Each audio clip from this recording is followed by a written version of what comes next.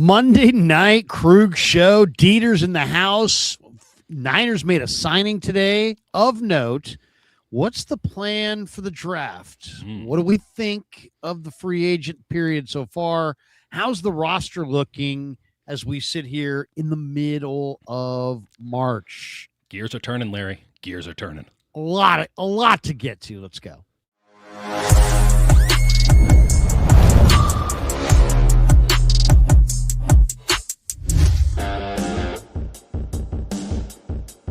Off and running Monday night on the Krug show. The band is fired up. Everybody's fired up. The NCAA tournament. My bracket is done. I got Purdue winning it all.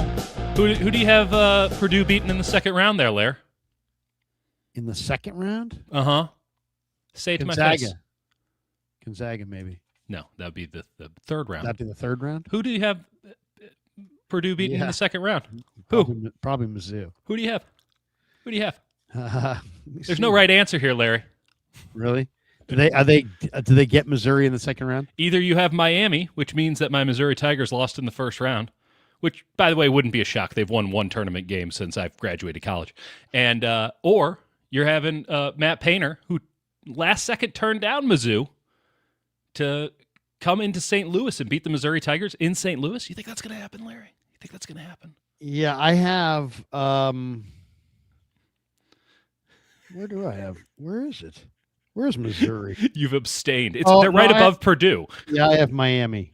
Oh, my God. I have Miami in the second round against Purdue, and I have Purdue beating them. I have Purdue beating Gonzaga. I have Purdue beating Arizona. I have Purdue beating Virginia in the national semi, and I have Purdue beating Houston. Disgusting. And, I don't know. My final four is Purdue, Virginia, Houston, and Duke. Yeah. I raw dog the tournament now. I don't do a bracket anymore. Really? I used to be super into it. Used to be a big college basketball guy. Was very, very good at it. I was the guy taking the $20 that you gave to Gene in accounting. And I got so mad when UMBC beat Virginia as a 16 seed. Because I had Virginia, and I'd spent all this time, and I'm like, oh, Virginia's going to win. This is their year. And then they lose as a 16 seed, and I was so pissed. But the rest of the tournament was, I had nothing to root for bracket-wise. And I realized, oh, this is way more fun when I can just root for whomever I want without any sort of hang-ups. I was rooting against history. Vegas. You got to go to Vegas. Well, I definitely don't do college basketball like that anymore. Oh, my God. I don't think I've ever placed a college basketball bet. Really? Oh, I've played some college games, but never college basketball. Dude, I'll tell you, one of my worst beats of all time was Maryland against Duke in the national semi. Maryland was getting 6. They were up 23.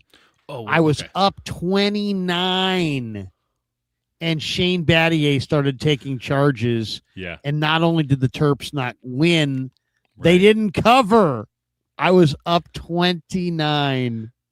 Here's how I know I'm good being I still will enjoy the college basketball, but I just don't want anything tying me to some fanciful notion that I know something anymore. I want to be able to experience it firsthand and be like, ooh, I like the cut of this team's jib, and I'm going to watch them move on. And I was watching 5 minutes of the American Conference championship game the other day, and I'm like, ooh, South Florida, they look good. I'm going to go with South Florida. And now I don't have to worry about, I need South Florida to lose 3 games in as opposed to in the first round. Just let it happen. I'm getting 4 screens on the YouTube TV. I'm just going to enjoy it. And I don't need to root against history. If there's a 13 seed beating a 4 or whatever, I can just lean into it. I can be the number 1 Cal Baptist fan for a night. That's what I'm about, because I've been seeing these videos of the Final Four player introductions from the early 2000s, and I'm like, oh, I remember all of these guys. This was prime, 14-year-old Dieter college basketball stuff. All these guys, it meant something back then when you were announcing Battier and Mike Dunleavy and going down the roster, all that. And now it's just 42 transfers per team. It has no connective lost tissue. Its value. It's lost its It's professional. It's like the most professional sport, the most mercenary thing of all time. But they have a pep band, so therefore it's collegiate still. And you had 40-year-old grown men who got kicked out of the NBA playing college basketball. It's just a mess. So I'm going in. I'm raw dogging it. I've been raw dogging it for a while. It's one of the best decisions I ever made. Now we at least have a term for it. I use that term as well, just not for that. Well, that's why we have 6 children between us there. I've used that raw dog term, just not quite in the same. Are you familiar with the concept of raw dogging a flight? Have No. you ever heard that? No. Oh, so this is a weird like manosphere thing where guys, as some sort of like test of their character and attention, will go on airplanes without headphones or books or a tablet or anything. And they'll just sit there for like 6 hours. They call it raw dog in a flight. And well, I've done that before, of course. I mean, accidentally. Well, just being a kid and just maybe not there's been or like a couple times I got on a flight and I realized my I didn't have my charger and my things like my battery's way low. Yeah. I mean, the one time I got on a flight to Philly for the Niners, and I thought I had downloaded a bunch of things on my iPad, and the only thing I had downloaded on my iPad was like who's to blame for the demise of the Montreal Expos. Oh, geez. And I'm like, literally, I'm in Iowa. I'm like, Claude Brofu or whatever. I'm just like, you have a very strong opinion about David Sampson now. Yeah, exactly. David Sampson. Jeffrey Loria did what? That fucking art Loria collector pulled one over on these Canadians. Yeah. Damn it. What do you mean they can't fix the Olympic Dome? It's I just try to read on planes now, but and I have a very small e-reader that I never go without. But as someone who just did 2-hour flights with a 1-year-old who, when you try to drug her to sleep, only gets meaner and stronger, let me tell you, all I would give is to raw dog a flight, because I'll tell you, for me, it's all about time, because I can sleep at all times. And so what in all situations, I can sleep. I mean, like if all of a sudden I had to sleep like on this floor right now, I could. Yeah. If you put me, like my roommate used to get mad in college because he could never sleep. Right. Like if there was anything on, anything at all, any light, any whatever, any noise, I can't sleep. Yeah. He could have like 4 people over. They could be listening to music. They could be pounding beers. They're doing a little conga line. I seriously, style. I can just sleep right through it. I mean, I just, and I can sleep on a hardwood floor. I can sleep anyway. Just lay me down and I will be sleeping. You want to come talk to my 1-year-old? So, I mean, it's one of those things where, that's impressive. For me, the best way to do it is fly early in the morning. Yeah. Because I always stay up late. So my normal thing is to stay up till like 1 o'clock, 2 o'clock in the morning. Mm-hmm. And then, so a lot of times, like when we flew to Arizona for spring training, I'm like, let's get a 5 a.m. flight. Were you on the 5 a.m. out of Oakland? Yeah, we were. I'm on that on Friday. to Arizona? Yeah. Yeah. So, yeah, I mean, and it's great because you pull up in Arizona, like 7 o'clock, 8 o'clock in the morning. That's the right time to be in Arizona. Right. Everybody, it feels great. You go to the rental car. It's all outside. It's perfect. Awesome. That's good to know, because I'm legitimately worried about how I'm going to sleep. First of all, it's a short flight. It's like an hour, like 90 minutes or so. Yeah, it's so quick. I got to get a little pillow. Southwest just started doing, assigned seats, so I had to figure that all out. I mean, I'm 6'9", 300, so like me being on a commercial aircraft in and of itself, always a bit of a juggling act. I was going to say, dude, I mean, I'm 6'2", 235, and I like to at least stand up at least once on the flight, stretch my legs. You're a gigantic guy. Yeah. You've got to either sit in that, I sit in that jumper lane. seat. you got to sit in that lane like that with the exit lane. The exit row. Yeah. I always give the verbal front. Yes. The front. I sat in the second row on the way back. Yeah. From Arizona. That wasn't bad. Yeah. All right. People don't want to care about our flight itinerary. They care about the Niners, damn it. Oh, okay. And of course, the Krug Show brought to you by Pig and a Pickle. The best barbecue in all of Northern California is Pig and a Pickle. Check them out. They're in Emeryville. They're in Corte Madera. They're open 7 days a week. Soon to open in Petaluma as well. So check them out. Pig and a Pickle, the best barbecue in all of Northern California. Also, thanks to Habas Law. Habas Law is doing something very cool. They're covering pet adoption fees at San Jose Animal Care Center on Saturday, March the 28th. They're covering all the adoption fees. Every dog, every cat, every bunny, every hamster, every whatever. Every chance at a brand new life right now. Incredible animals are sitting there in the kennel. Absolutely. Some for weeks, some for months, some for longer, hoping that they, the next person that walks up is going to adopt them. So March 25th, Habas Law, great attorneys, 1-800-INJURED, habaslaw.com on the web. They're going to pay for it. So come meet your new best friend. Walk in. All you got to have is a generous heart. You leave with a family. It's the San Jose Animal Care Center, courtesy of the good people at Habas Law. And you say, when is that? That's going to be 10 a.m. to 4 p.m. And once again, Saturday, March the 28th, 10 a.m. to 4 p.m., 2750 Monterey Road in San Jose. Habas Law, rough on injustice with a heart for paws. There we go. Do you like that? But that, no, seriously, that was incredible. Thank you, Habas Law, for doing that. Proud to be associated with them. Proud to be associated, with a great company that cares a lot about their community, and Habas Law does. So very, very cool. Also, since we're doing it, we'll get it out of the way right now. Thanks to Alomar Marina. Awesome spot in Sacramento to go have lunch, 5999 Garden Highway. Float while you eat. Hey, now. And let's not forget Novato Chevrolet. The only place I will buy a Chevrolet is Novato Chevrolet. Go see David Corral. He's the man to go see. They've got an awesome selection, family-run business, really good people. Met the owner myself, Gus. Dealership's been there for decades. Novato Chevrolet. Thanks to Novato Chevrolet. We'll get a mention in before we get out of here for all of our sponsors. The link's in the description for all of our sponsors. All right, let's get right into it. We are a couple weeks into free agency. The draft is soon approaching.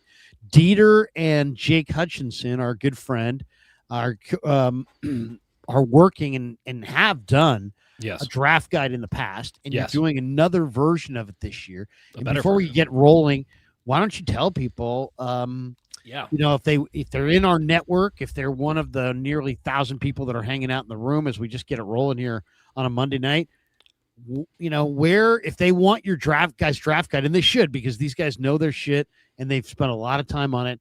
How is the best way to connect with you and get the draft guide? It's pretty straightforward. You head over to our YouTube channel, the Dieter and Hutch Pod. And if you become a sicko, an official sicko, a member of the channel, we're going to hit you up with it. And it's going to be an exclusive members-only club for you and all the cool people to have the draft guide in hand, and all of our opinions on every prospect, and frankly, too many prospects, going to be available to you at the click of a mouse, available anywhere you go, because that's where your phone goes. We're pretty excited about it this year. Last year we did it as a PDF. It looked awesome, and now we, with the power of technology, can bring it into the full digital realm, so you don't have to be carrying around a big old binder, which is probably the best way to have read it last year. So, and it's not done yet, right? You're still working on it. Dear God, I wish it was done, but no, it is not done yet. It will be done. It has to be done in the next 2.5 weeks. So yes, it does. We don't really have much of a choice in that matter, and one of us might die in the process. So it will be the Dieter and possibly Jake Memorial draft guide. But in the meantime, we're having a lot of fun getting into a lot of the nitty gritty. And I think that the biggest thing is, listen, we're not going to do hot takes. We're going to tell you, the best players that everyone has are the best players. 90% of them we agree with. They're the best players for a reason.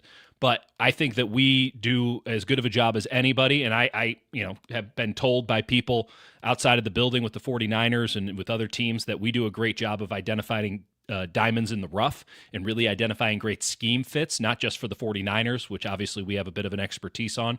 We'd like to think so, but also for other teams and other schemes. And that has proven very valuable, if you will, to some teams around the NFL. And if you know, you know. So, yeah, it is the guide that no one will admit they're reading, but you can admit fully and tell all your friends about it. I'll read it. It's, it's always, to me, knowledge is power. And, this is how you learn about the prospects. You read people's accounts and opinions on them. Yeah. All right, let's get into the Niner depth chart. And we'll just start at the quarterback position. Right now, as it sits, here we are, middle of March. Niners have Brock Purdy at the top of the depth chart, followed by Mac Jones, Curtis Rourke, Adrian Martinez. Full credit to Dieter, who, when others like myself were saying, Mac Jones has got to be traded. He is far and away the second best quarterback available this offseason. The NFL said, no. We will not be trading for Mac Jones. He still remains with the Niners, and Dieter predicted this. So what do you think, Dieter? I mean, the Steelers are still out there. The Aaron Rodgers future is unknown. The Cardinals are still out there. They let Kyler go to Minnesota. They're talking about Gardner Minshew and Jimmy Garoppolo and maybe Jacoby Brissett or something like that. So those are the last teams that really would have interest in Mac Jones, you would think, but also then there's the chance that, somebody loses a quarterback and then Mac Jones once again is top of mind and maybe top of list. What's your vibe on the Niner quarterback room? Is it as it seems? And they will have these four guys in this order in July in training camp, or is your belief that they will pick up another quarterback, move Jones, move Rourke, move somebody, maybe find somebody else they like in the draft? There is a belief by some in football, and I don't know if Shanahan's in this list, in this group, but there's a belief that the smartest thing to do in football is to draft a quarterback every single season. Yeah. And the Niners have kind of almost followed that to some degree, but they have a pretty loaded room, and I know they like all four of those guys. Give me your read on the Niner quarterback room. I think it is what it is. I think that what it was 2 weeks ago, what it was 2 months ago, what it was 5 months ago is what it will be come July, August, and week 1 in September. I think Mac Jones is on the plane to Australia with this team because it wasn't so much a prediction as it was me going through on this damn thing and talking to people and saying, what are we hearing, right? Because the Niners had their message, and they made it very clear to the rest of the NFL, and the rest of the NFL was kind enough to loop me in on that. And then I go, okay, so the Niners are saying second-round pick, top 50 pick, and a player, which I know I've told you and the audience before, but that means one or the other if we're being honest about it. But, ask for the full boat, and you might get it. And the rest of the league said, okay, probably not. We'll come back to you. And then no one ever came back. And at this point, it doesn't look like anyone is coming back, because why would you trade anything to get Mac Jones, even if you weren't planning on giving him a new contract, which is perilous in its own concept, when there's a Kirk Cousins sitting out there that you can have for damn near free?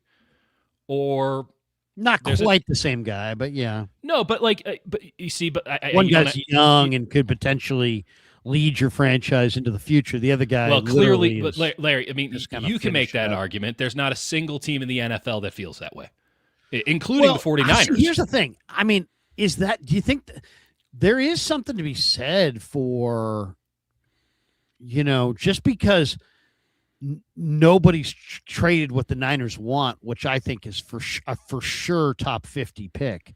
It is firmly a top 50 pick.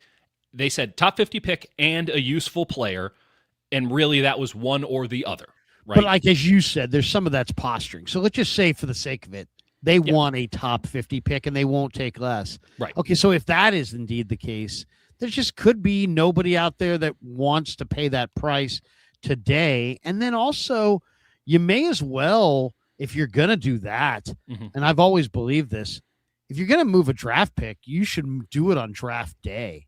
The picks are more valuable on the day they're being made than in any kind of advanced situation.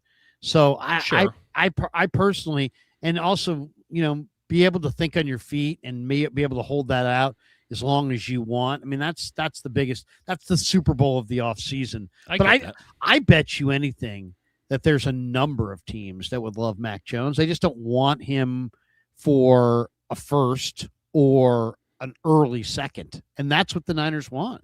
So, but the difference between what I've heard they'd be interested in giving up, which is, day 3 pick, something for the 4th or 5th rounder, and a top 50 pick is a massive chasm. And again, when you're talking about Mac Jones, we have a strong opinion about Mac Jones because Mac Jones just saved the 49ers season. But as I've been telling everyone for months, the rest of the league does not hold Mac Jones in such an esteem.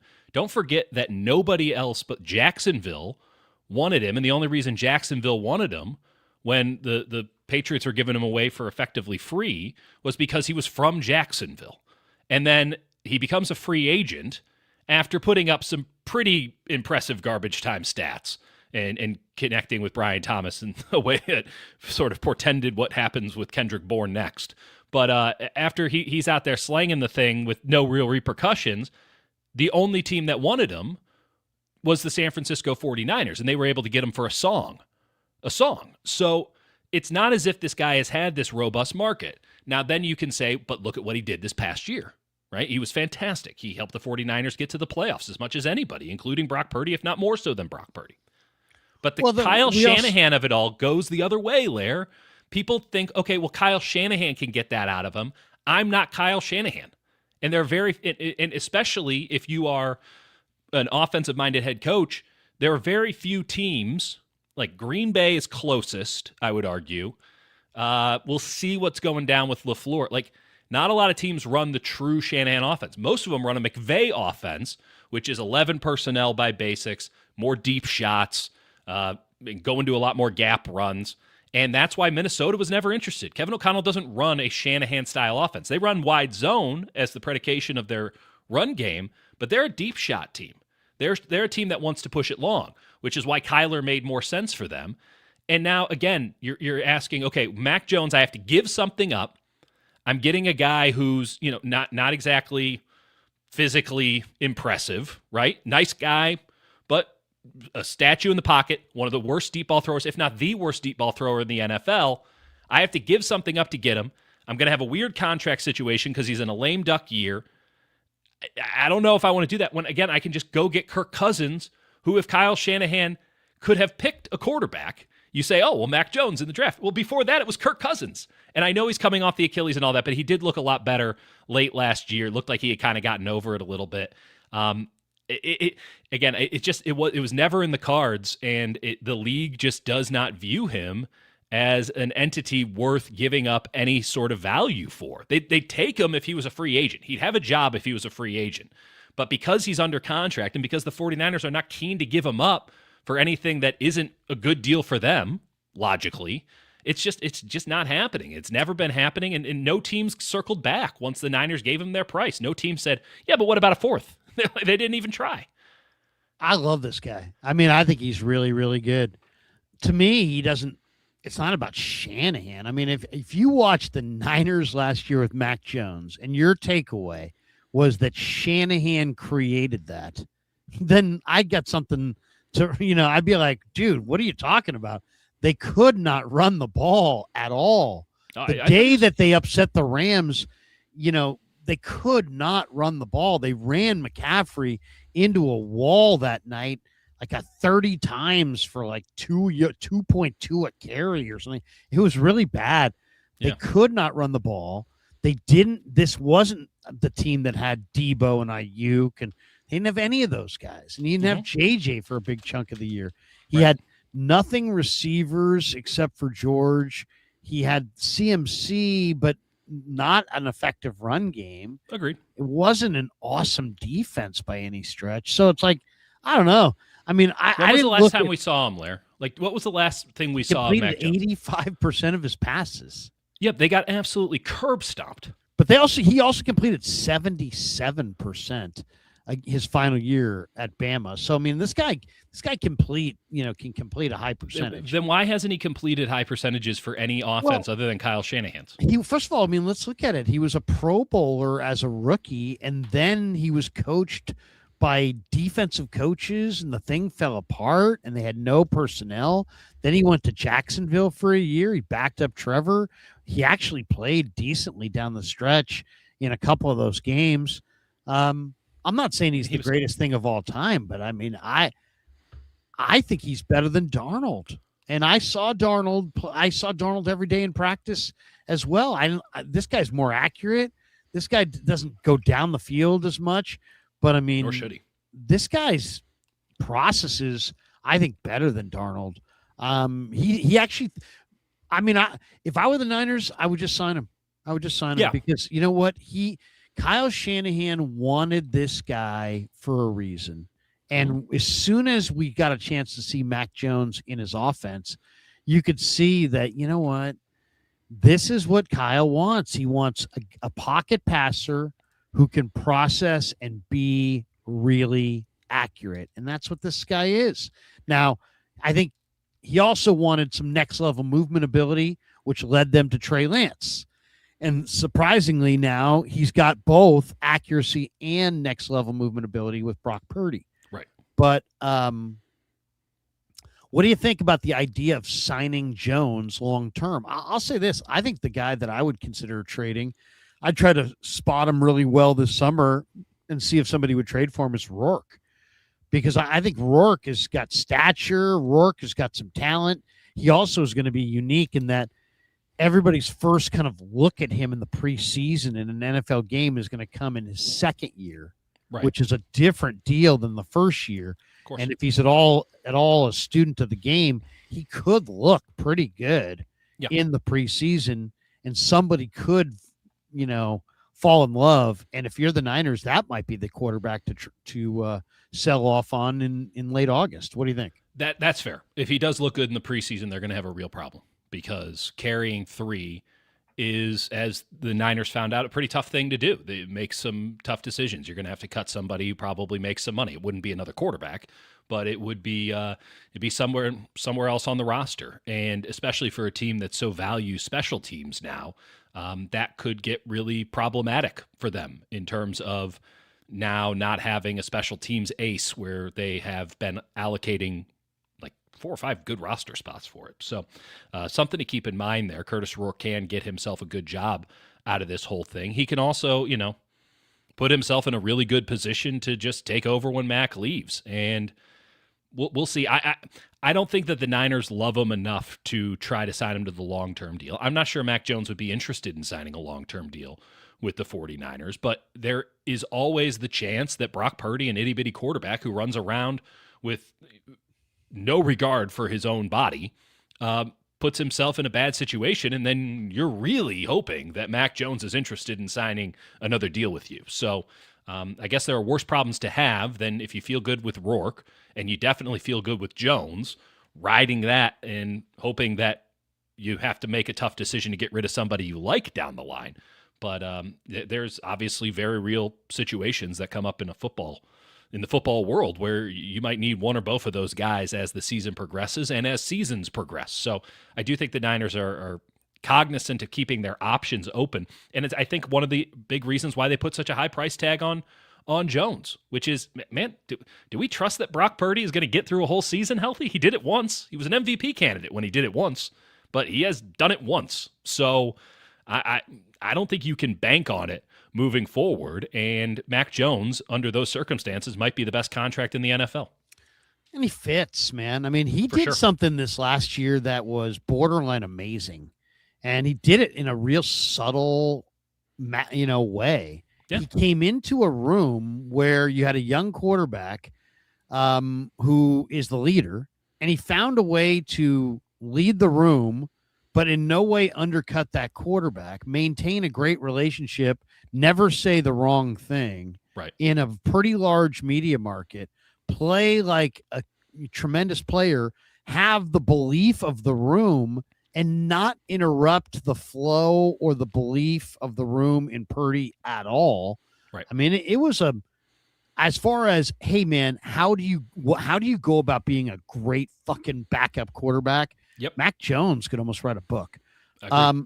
If you could add one quarterback, we'll move to running back. If you could add one quarterback, because they may, if you could add one quarterback in a realistic way, and when I say that, I mean that they're not going to throw big dollars at anybody. They're not going to draft, anybody in the first 2 or 3 rounds. It's a day 3 thing. It's probably not even a day 3 thing. It's probably an undrafted free agent. Is there an undrafted free agent quarterback that you like enough to, if Lynch said, hey, pound the table, who do you want? You want Taylon Green? You want Haynes King? You want, whatever, whomever. Drew Aller, Cade Klubnik, whatever. Is there a quarterback that Lynch comes to you, Dieter, you did your own fucking draft guide. Right. Give me a quarterback. I mean, if Nussmeier's hanging out on day 3, I think they'd be fools to not go there. It's a good one. I like that one too. Really good processor. None of the athleticism showed up last year. He was battling through some stuff. You could physically see him like holding his left side pretty much the entire season. It was a pretty poorly coached team, to say the least, with LSU. This was the guy who was supposed to be, the number 1 overall pick coming into the year. Now, we all know that that's, total fugazi of an idea and frankly unfair anchoring for a lot of thoughts. But it's not as if he's some guy who came out of the blue. Like Garrett Nussmeier is a bona fide. He's a coach's son. I think that he would fit in the exact sort of, Mac Jones mold that they clearly like as a backup quarterback, and somebody who maybe more than Rourke. I'm willing to give Rourke a shot here to be, a solid backup, somebody that you can turn to 2 or 3 times a year if you have to, and feel okay about your chances of winning. But I like Nussmeier for an offense that is obsessed with reading progressions, taking some deep shots. He can make those throws, and I liked his accuracy in 24.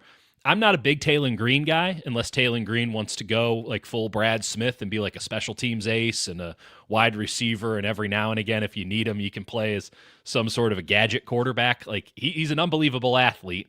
Let me know how Joe Mixon or what is it, Joe Milton is doing. The guy who can throw the ball like 90 yards in the air. I hate to say it as a Mizzou alum, and I'm sorry you asked me for one. I'm giving you many, but undrafted free agent. I'm interested to see if Jalen Daniels out of Kansas gets drafted. There's something very positive to him. He might also just straight up suck. It is very difficult to tell which one it is, because some games you're like, wow, this guy's really impressive. Yeah, he's small, but he moves around great. He can deliver the ball at a bunch of different arm angles, and really tough, and clearly sees the field well, which you would expect given how long he was in college. But there's something positive to Jalen Daniels, and it wouldn't shock me if he was somebody who came into the league and actually had a little bit of spark for whichever team got him. I think he gets drafted, but if we're talking undrafted free agents, he's the kind of guy I like. The Nussmeier one's really good.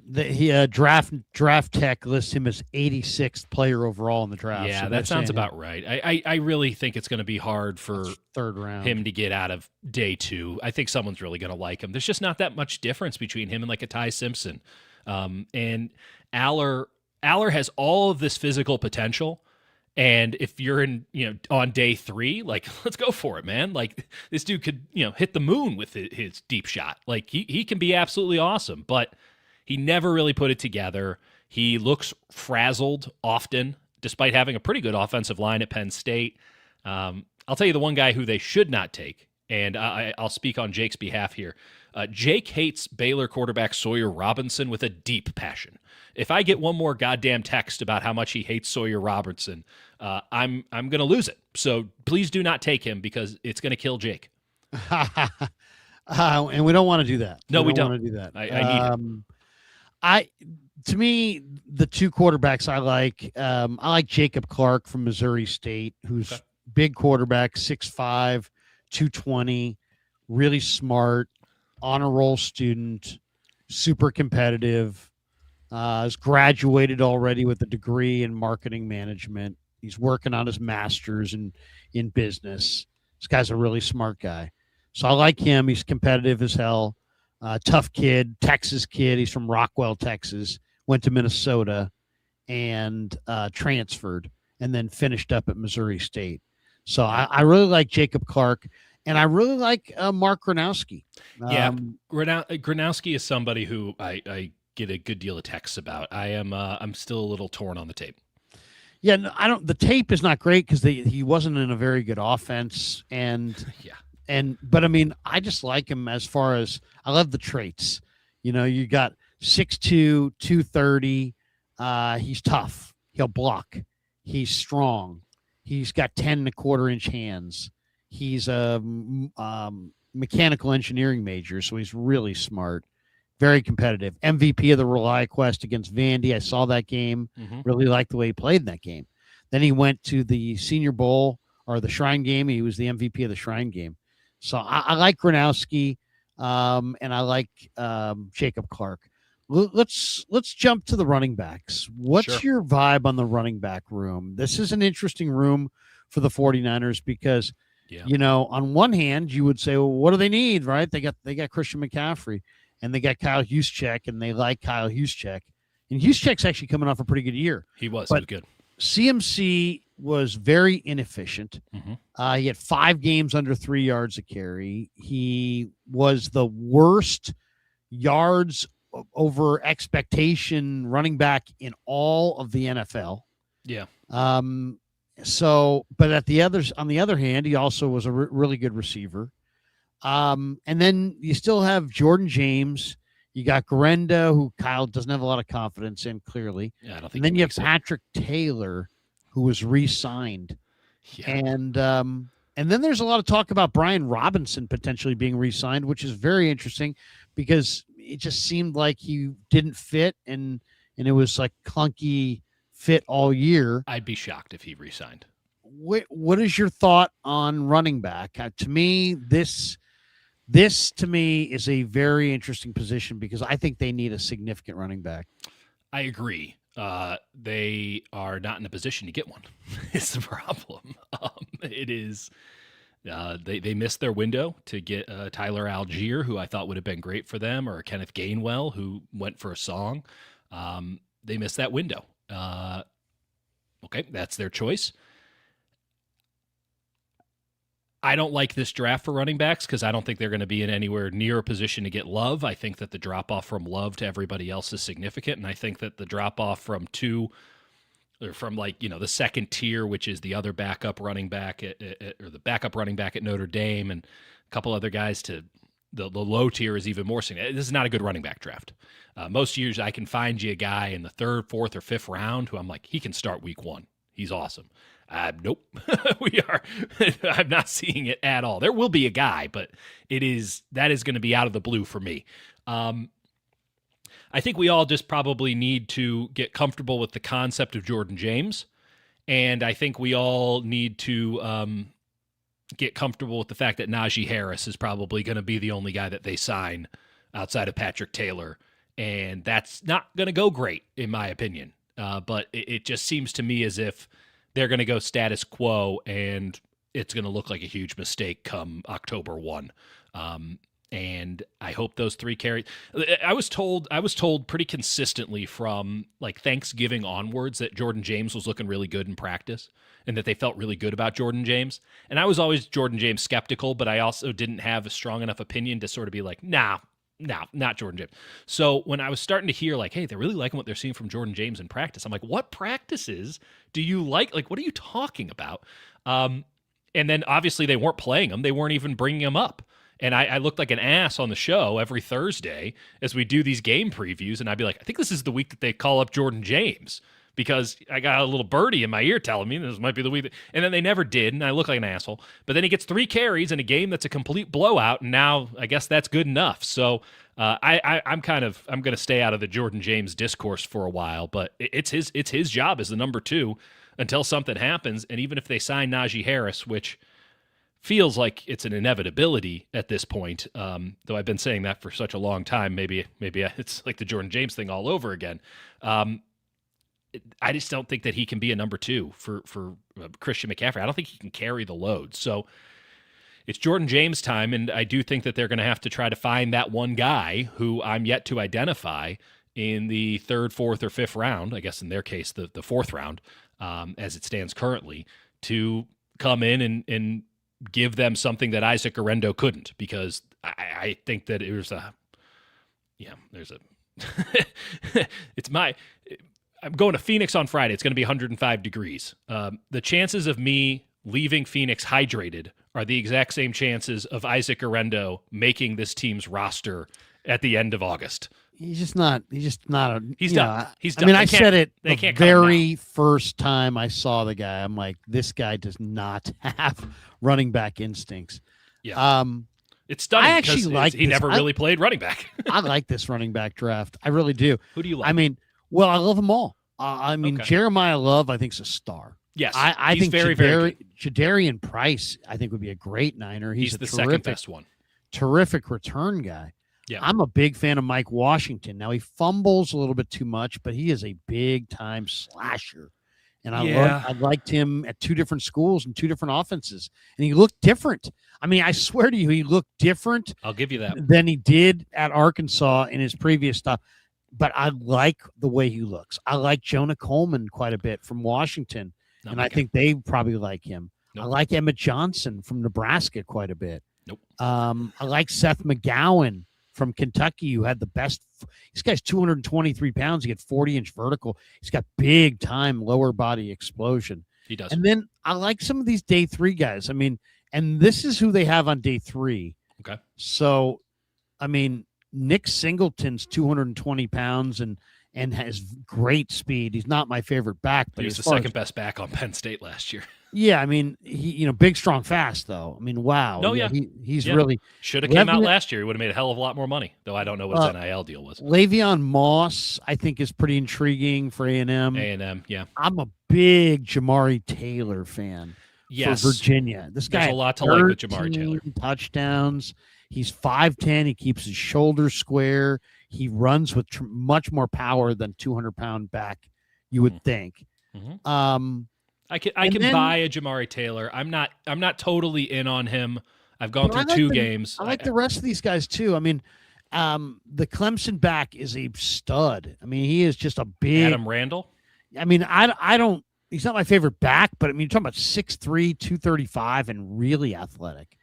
I love Jam Miller from Alabama. Alabama we can have a conversation about Jam Miller now. That's an interesting great blocker. Great blocker, great pass catcher. I was going to say he might be the best blocker in the class. Yep. I love Jam Miller as a blocker, yes. And he's got good speed at 200. I don't know what he's going to weigh. What is he, 210, 220? He can deliver a thump. So that's that. These guys are none of these guys are. These are all late day 3 guys. I like Raj. I don't know if Jam's going to be late day 3. I think I love Faison from South Carolina. I mean, that's a very, very athletic player who they say is late in the draft. Eli Heidenreich from Navy. I think it's a real. Yeah, he's small, but he's a gadget guy. I love the kid Robert Henry from UTSA. I think he's a solid NFL back. Yeah, I love Kalen Black from Indiana. He's one of my favorite players. And even further down this list, Jamal Haynes from Georgia Tech is really intriguing.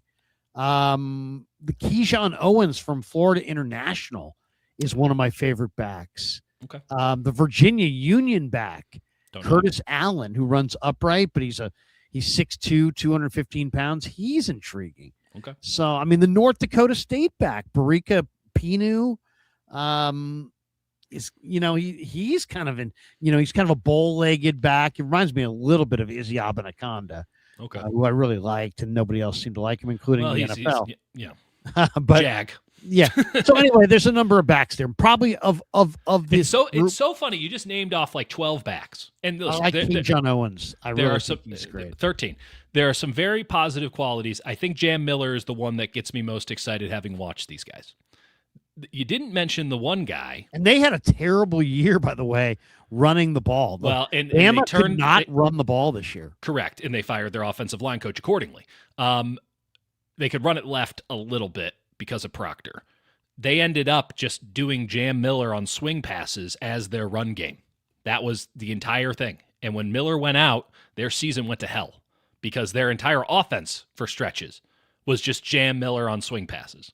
So there's something to be said for, hey, you need somebody to be a third down back, right, for Christian McCaffrey, which I know is a ridiculous notion because Christian McCaffrey's such a great receiver and all that. But, like, how about somebody who can be a dirty work back? I think they're going to go with Najee Harris to do that because Najee Harris will come here on a song. But I mean, Najee's a friend. I would love to see him here. He's a great. I think he's going to get a lot of. I think the Chronicle's going to write the bejesus out of it, and then he'll have a 42-yard game in the preseason. And everyone's going to get super excited, and then we're going to get to the regular season and be like, "Oh no, this has gone horribly wrong." But it's so funny. You named 13 guys. You didn't mention the one guy who, as it stands now, Demond Claiborne. Sorry, I want to say Desmond, but Demond Claiborne out of Wake Forest does seem to me to be the right cut of a bunch of different stuff for the 49ers in particular. And I know that he's going to be a bit divisive for some, but I really like Claiborne. I get these gut feelings. A couple of years ago it was Kamani Vidal. Every year I get a guy, and I don't think I actually had one last year for shock of all shocks. I say every year, and then I didn't have one last year. Claiborne is the guy who he's got underneath my rib, and I can't shake it. That's the one guy who, if I had to plant a flag right now and say this is the day 3 dude who could start for somebody in week 1, I'm going with Claiborne out of Wake Forest. Okay. And it's so funny. He wasn't the one of all the names you mentioned, some of which are very good players, some of which I disagree with vehemently. He was a high school sprinter. I'm reading it here. High school sprinter, track and field. He was the 2021 Virginia class AA 100-meter dash title champion or finish runner-up in the 200 meters and won the 100-meter dash. And even more importantly, he's good at running back. It's like I'm a fan. He's a physical freak. He was a four-star high school prospect. And coming out of that weird slow mesh system that they run at Wake Forest, I feel like there's more to be had. So I think a lot of people will look at it and be like, "Oh, where's the vision?" But it's not a normal offense at all. It's a no vision offense on just predication. Beat your Missouri Tigers his freshman year in the Gasparilla Bowl. You probably have scars. I mean, we all remember where we were during the Gasparilla Bowl that year. It's a ball. The issue with him is going to be ball security. It will knock him off the board. And power, right? He's 195 pounds. He's 5'10", 195. Yeah, but if you like R.J. Harvey or Bashir Tootin last year, this guy is right in that wheelhouse. He's kind of like Tootin 2.0, and I think a lot of teams wish that they felt more about Tootin. They were Tootin for Tootin come draft day. To me, the Niners, they have a need here, but there's lots of candidates that could fill that need, and it's like if they didn't get a back, it wouldn't be a disaster. Right. If they go for the veteran back, that wouldn't be a disaster. They're kind of fortified there. Let's move we've gone from quarterback to running back to tight end. Yeah. So Kittle's on IR, going to probably spend the first half of the year on IR. He says he's going to be back week 1. Nobody should believe that. Nobody should want that. And nobody should want that. And the rest of these guys, Tonjes is a good receiver. Mm-hmm. Luke Farrell, not impressed. I mean, I talked to him last year, decent guy, but not impressed. Doesn't do a lot for me.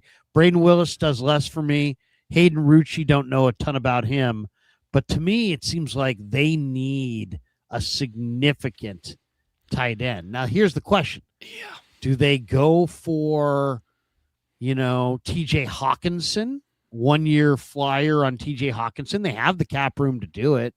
Or and don't try to find the next George and just go with TJ Hawkinson and Tonjes and the guys that you got, and then wait for George to get healthy and go look at other positions? Or is there a tight end that you like? I mean, I personally think the best value tight ends, I like Hibner from SMU, and I like RJ Maryland from SMU. I like those two SMU tight ends quite a bit. Hibner's more of a blocker. Maryland is strictly a receiver, but he's a damn good receiver. Yeah. I don't love the tight end group. I really don't. I don't think this is a stellar class of tight ends. Well, it's kind of a thick class of tight ends. There's a lot of wild cards in that sort of early day 3 kind of like Royer a little bit. Yeah. Joe Royer. Cincinnati. People like him. I like him a little bit. I'm not sure that Royer is a true tight end in a lot of ways. There's a lot of guys like that. A lot of here's a blast from the past. A lot of Chase Kaufmans, right? Missouri. Like, yes, where it's like, big, are you a tight end? Yeah, you're not a tight end. You're a Y receiver. Like, there's a big difference. And just in the same way, I don't enjoy like guys who are just, speed rushers off the end. Like, I don't enjoy tight ends that are completely useless in the blocking game. And, sorry, Jake Tonjes applies in that way too. I know he tries, but like you can't play Jake Tonjes on specific downs. And then the problem is, we'll play Luke Farrell on that down, but he can't do squat on the downs that he's supposed to do stuff on. And if George Kittle doesn't tear his Achilles, Luke Farrell's on another team right now because they definitely cut him. But now they only have 2 tight ends that they can justify going into the season with. He's still on the roster. Listen, if Kenyon Sadiq gets anywhere near 20, the 49ers need to get aggressive and go get him. I don't think he will. I don't think he gets past 9. So Sadiq would be a blessing. After Sadiq, it's just straight up wild cards. It really is. Of all the guys out there, Oscar Delp out of Georgia, I probably feel the most strongly about. He's a good receiver. Yeah, and Georgia does ask their tight ends to be physical. I don't know if I haven't gotten too deep into him to have a strong opinion about his inline blocking, but Jake's all in on Dalen Bentley out of Utah. I haven't seen anything to disprove that notion as sort of the guy, but Claire's a blocking tight end. Eli Stowers can't block. Michael Trigg is not using his body correctly. Is there a nice way to put that? Not really. There's something to Jack Endries out of Texas. It is. It's tough. I like the kid out of Houston, Tanner Koziel, who had a really nice Senior Bowl. I don't think he can block either. He tries, but he really can't. Sam Roush out of Stanford's a name that we get asked about a lot on the show. I don't see it yet. I probably won't see it. Riley Nowotowski's a fullback, which is an interesting idea to get like an H-back type. And I think Nowotowski, if he gets into the 7th round, the Niners should trade their ass into the 7th round and get him as Juice's replacement because he could be really fun and interesting there and give them more of that 21-12 shift at the line of scrimmage. He was outstanding. There's actually a couple of pretty good fullbacks in this class. I think Nowotowski could be a really good pro fullback. But it is not a good tight end class, and this is the year where they really need a good tight end class because, we put the word out on Charlie Kohler 3 months ago, and he went somewhere. I mean, yeah, he went for a lot, and we went to the Chargers, which if you know, you know. So, yeah. Listen, I'm not. David Njoku is an interesting concept if you can get him very cheap. I don't think David Njoku is too interested in coming to San Francisco. Jonnu Smith can't block.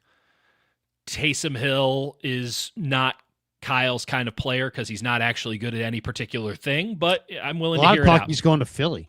That would be that would be pretty good. That'd be pretty interesting. I really liked Will Dissly a couple of years ago, but he got cut with a failed physical, so I don't know if Will Dissly's going to play football again. And then, the one guy that I actually feel pretty good about as a tight end, as a free agent tight end, is John Fitzpatrick. But John Fitzpatrick doesn't catch footballs. He's a blocking tight end. So what do you can just try with, you already have theoretically one of those in Farrell, though he doesn't really block anybody. Maybe Robert Tonyan, but he's probably broken at this point. Yeah, his body's beaten up. It's done. I'll tell you the 2 guys I like. Sure. I like I already told you I like the SMU guys, Matthew Hibner and RJ Maryland, and they're both projected to go, as undrafted free agents. But two guys who are in that 7th round area that I think are really good players.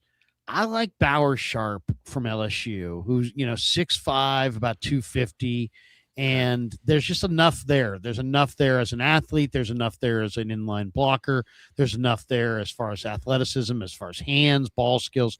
I really like Bauer Sharp. He doesn't do anything great, but he's like a really interesting prospect. But there's something to be said too about betting on guys at LSU after this year, because you're getting them for a song because their offense was so inept. But part of me thinks like, man, if you had Signetti coaching LSU last year, they're going undefeated. Like I mean, you just can't evaluate their tape. It's just their offense was so bad.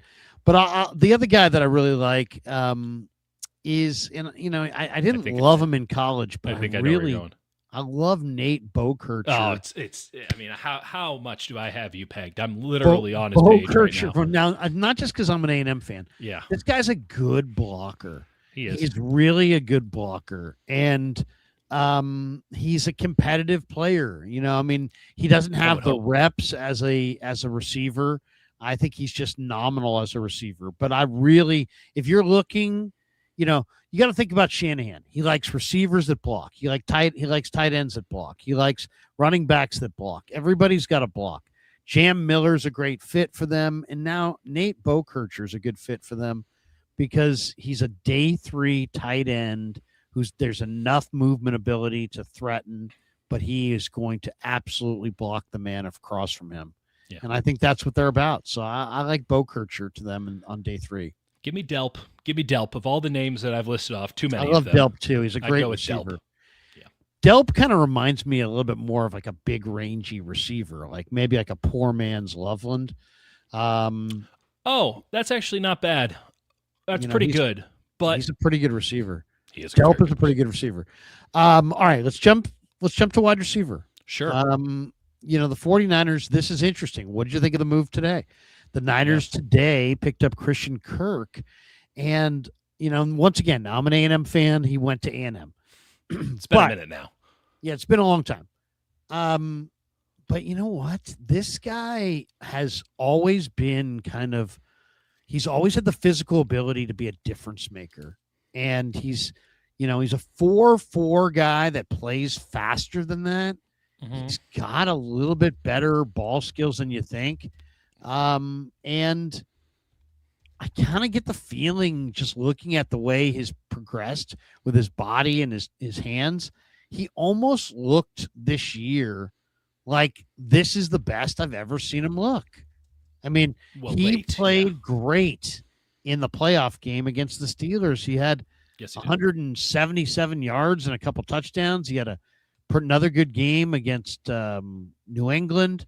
Mm-hmm. He had a couple really good playoff games. The guy can run. I mean, if you want wide receivers that separate, I think he makes sense. And you know what? To me, I think the Niners were thinking about Debo, knew they were going to get killed for Debo, and then said, you know what? We can find, for what we pay Sky Moore, we can find somebody who gives us what Sky Moore will give us, but will also give us somebody from scrimmage. And I think that's what they're getting here. What do you think of him? I don't think he's a return man at this point in his career.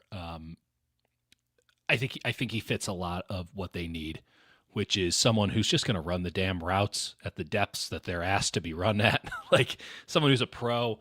I think he's lost that 4.4 speed, if I'm being frank, and I think he's making up for it with being just deft and smart and a good tactician. And I think that he's entering his Bobby Trees phase, which, Woods was never like the burner the way that Kirk was, but when he lost the step that he did have, how did Robert Woods stay in the league for 12 years? And why is he now, assistant coach for the Rams, even though he probably could have still played for another year or two? It's because he's just a pro. He knows when they ask for a 7-yard out, it's 7 yards, not 8, not 6 or 5, it's 7. And I need to position my body in just a way so that the quarterback can deliver the ball in the way that tacticians matter. And when you are the 49ers and you just went through a season where you had a 2-game stretch where Kendrick Bourne, who did not know the plays, was the thing holding up your offense. And when you go into the postseason and you're calling timeouts because your wide receivers don't know where to line up in a playoff game, and you're running out there with kids, and you can't play a Jordan Watkins because you do not trust that he knows what he is doing yet on a football field in an offense. Like, Kyle Shanahan was a wide receiver in college. He is exacting in what he asks for. He has a quarterback now in Brock Purdy who is exacting in what he asks for because he cannot see you. So he needs to know that you're running the route as prescribed. And beyond that, you get a guy in Ricky Pearsall who can do those things if he's not being bumped around by 2 dudes at the line of scrimmage because you're playing him at X, which he was never supposed to be. He was supposed to be your Debo replacement at Z with Brandon Ayuk as your X and then Juwan Jennings or whomever else as your sort of power slot because you don't have a lot of heft at those 2 other positions anymore. Well, that gets totally thrown for a loop. Now you got Juwan Jennings, who can't separate from anybody, but is a hell of a receiver, don't get me wrong, playing X, or Pearsall, who needs the free release. And if you give him that free release, he can really do some damage, but he needs that free release. And we saw in the divisional round him on a bum knee, just getting pinballed at the line of scrimmage by Job, playing X. You get, Demarcus Robinson, who looked great in training camp, as you can attest to, Lair, and then goes away for 3 weeks and apparently forgot the whole playbook during that stretch to the point where they don't want to play him anymore, and then they have to play him, and he gives you a good game. But even on his most impressive play, he does something kind of stupid where he cuts in when he could have just ran to the end zone against the Eagles. It didn't matter, but it's just all of these things where just nothing ever seemed to go right at wide receiver. So what did they do? They went and got Mike Evans, who, if he can stay healthy, is the definition of consistency and being a pro's pro, right? So you're getting all of the Juwan Jennings things that you like, but so much more. And then you're going and you're getting a guy in Christian Kirk who will find a way to get the job done and will do the job as the offense describes it. And now you get to put Pearsall in a position of Z where you can move him around, which they wanted to do but haven't really had the opportunity to because of the personnel around him so often. You get to get him that free release off the line of scrimmage.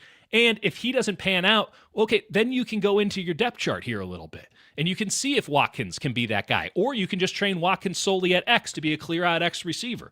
Now you can bring in a guy in the draft and say, hey, we're going to give you some time because you're not getting thrown in there in week 1. We can figure out what we got here, but we don't think Pearsall is the long-term answer, which I don't think is what they're saying. But they could announce that very loudly by taking a wide receiver in the first round. But now they have that replacement there. And halfway through the season, that transition can happen. Now Demarcus Robinson is in a position where you don't need to rely on him. He can just be a veteran receiver who can make some plays every now and again, but he's not needed in the same way. I think they did a really wonderful job. Now, this is all entirely based on if 2 guys who kind of get injured a bit can stay healthy. And then that doesn't even get into Pearsall and the kids. But just having competence at that position is huge. And it's funny you mentioned Debo. I mean, Debo would have been the first one to tell you back when they went to the Super Bowl for the first time in 2019, the entire season changed when they got Emmanuel Sanders because Wes Welker was the wide receivers coach. And I don't know how to say this nicely, but Wes Welker was a garbage wide receivers coach. He could not get the message across to anybody on how to run. Kyle was the receivers coach in sort of in absentia. Because Wes Welker was not good at it, to where when Mike McDaniel's like, I'm going to take Wes Welker, Kyle's like, please, absolutely take Wes Welker. They didn't even fight him on it. He just let him go. Good luck to that with that one, Mike. And that worked out just gangbusters for Mike. It's probably one of the main reasons why he got fired in Miami, amongst so many other reasons.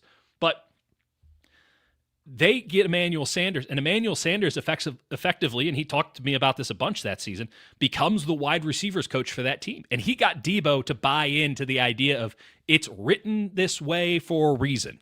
Run the routes as they're written because the ball will get there and then you get a chance to do cool stuff. But if you do cool stuff, the ball's not getting to you. So no one's going to notice how cool that was, that you just beat that dude off the line. And that was at a time when Debo could actually beat guys off the line. I think having Evans and Kirk in the room with all these young guys is going to boost the stock of the young guys. And I think is definitely going to improve the competency of the 49ers offense, which was really middling oftentimes last year. And even Purdy, who can make a lot of stuff happen, I think he got really frustrated with it. He'll never admit it, but I think he got really frustrated with it. And I've heard that from sort of third parties late in the season. Where do you think they're going to jump in this draft and go for a wide receiver? I think that they're in a pretty good position to do it anywhere they want because this wide receiver class is loaded. That said, I think that they might be in a really good position to do it with that second round pick if they wanted to. I'm not sure they want to, but if a guy like Brazel is there, who I think is the second best receiver in this class out of Tennessee, but he's not going to be for everybody, that would be a gangbusters pick. I think he's an unbelievable X receiver option, and you do need to think about who's going to be after Mike Evans, or frankly, with Mike Evans this upcoming season, because I just don't know what they think Jordan Watkins is right now. But they can just take a flyer on it on day 3, and it's, there's no guarantee any of this works, but there's so many good wide receivers in this class that they're going to get bumped down and drafted way lower than they probably should go. Like I like a Ted Hurst out of Georgia State is a really, really interesting option, and it might not work out, right? But worth a shot if we're talking about, pick 132 or whatever. Sorry, I don't have the picks in front of me. Just a lot of really good wide receivers and enough good wide receivers where you can be discerning about them. Like Jacoby Lane is a day 3 pick. There were a lot of weeks last year where Jacoby Lane was the better receiver on USC. And if I were to have guessed, having watched a couple of USC games late in the season, which receiver, Malachi Lemon or Jacoby Lane, was going to be the first one taken, I'd be like, oh, I think it's going to be Lane. He's really impressive. And instead, everyone's like, oh, Malachi Lemon is going to be a first-round pick. It's like, oh, shit, well, guess I don't know anything. Like, Jacoby Lane on day 3 would be an absolute hit. I mean, Jacoby Lane, I thought I didn't get a chance to look at the combine until I got back from Arizona, and I had a chance to watch it afterwards. But when I got a chance to watch his drills, I mean, he's just awesome. He's awesome. His ball skills, his gauntlet, his ability to pluck the ball, high point the ball he's really intriguing to me. I think the sweet spot for the Niners is that second round at receiver, and I think they're going to be staring at a bunch of guys. I mean, I agree with you. I think there's a lot of receivers. Carnell Tate, Mekhi Lemon, Jordan Tyson, Denzel Boston. Those guys are all going in the first round. But, I'm not sure about Boston, but I don't like Boston. I'm not a Boston guy either, but I think those guys are all going in the first round, and I think they push everybody down. So, like in round 2, the list of Omar Cooper, love him. Yeah. Kevin Concepcion from A&M, really think he's good. Yeah. Zachariah Branch from Georgia, he might really be right electric. Yeah. Chris Bell from Louisville. Pauline says they like him. He's probably right. Jeremy Bernard from Bama. Bernard would be a tremendous pick at the end of round 2 because he does feel like a round 2 guy. Great long speed, really impressive. There were stretches that Alabama Alabama had, I think it's, forgive me, Ryan Williams. They're right. The high recruit totally disappeared last year, and it wasn't for double coverage. Right, he just disappeared, and Jeremy Bernard's like, "Get on my back! Like we're doing this thing." So I mean, you got Jeremy, you've got Malachi Fields, you got Ted Hurst, you got Jacoby Lane, Elijah Surratt, Surratt, Antonio Williams. I mean, there's guys. Jeff Caldwell from Cincinnati at 6'5", ran in the 4.3s, and then there's day 3 guys. Like Ty Montgomery from John Carroll. I like Dylan Bell quite a bit from Georgia. There's guys that have issues away from the field. Boy, are there. Ra Thomas is one of my favorite guys from Troy, but Ra's had some issues. So all I'm saying is, can I throw 2 day 3 guys your way? A receiver or 2 could be coming their way, but I don't think anybody's going to come their way in the first round. I think that 2 names to really keep an eye on. Forgive me, I just had him here. I think Caden Weegan as a returner late would be a really good pick. I think he's going to be a very special returner. And then Kevin Coleman out of Mizzou as a Z receiver in a tight splits, he's money. He's absolute money. And there were stretches where Luther Burden was a great player at Mizzou, got bored often, kind of rinky-dink offense at Mizzou. But there were times where Coleman was far and away the better receiver between the two of them. And he got some really crappy quarterback play last year, and he still made things happen. If he's sitting there on day 3, he's not, people love Branch, people love all this stuff. Like, this guy's a pro. This guy's just a pro, and he's going to be in the pros for a very long time. And if you like Christian Kirk, you're going to love Kevin Coleman. If you like Casey Concepcion, have I got a light version of him in Kevin Coleman? He was a monster at Mississippi State. He was great at Missouri. I feel really good about Coleman. Yeah, no, really good, exciting kid. He's a St. Louis kid who went to Mississippi State and then finished up at home there for Missouri. And you're right, he's an electric player. But again, good deep wide receiver class. So if you don't get one early, that doesn't mean that you're screwed because they're all gone. Like, they're going to be undrafted free agent wide receivers that are going to make NFL rosters this year. Offensive line. Yeah. What do you make of the offensive line? The Niners have Trent Williams, but we have no guarantees that he's coming back. A lot of indications that he is. Yeah. They don't have a left guard, and the talk is that Spencer Burford is visiting the Chargers as we speak. Yeah. Ben Bartch just went to visit Detroit earlier today.